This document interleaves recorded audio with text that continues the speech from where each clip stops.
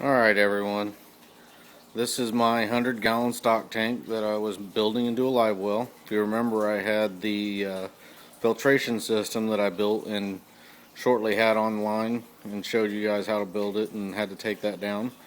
But anyway, after taking it out on the water, I realized it had a few flaws with it. Number one, the filtration system. With the small filter that it had on to sort of screen out anything, it constantly got clogged and made it way more hassle than what I'd really want to deal with. I probably had to clean it maybe 6-7 times, and I should have cleaned it more. But it did keep the catfish alive all night long.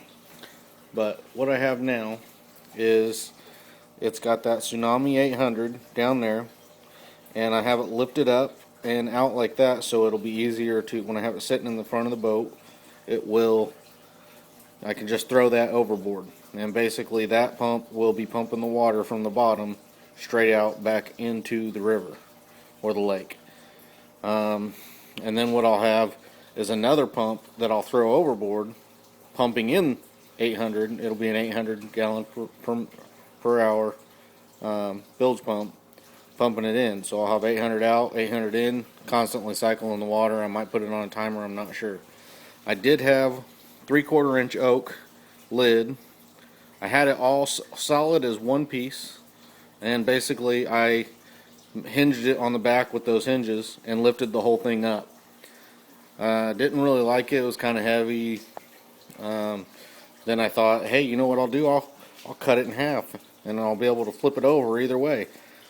I didn't really think about it, and that was stupid, because how do I hold it on top of the tanks when I'm going down the river or anything? There is no way. So I got me a half-inch piece of oak that I'm going to cut out and then weather treat, and then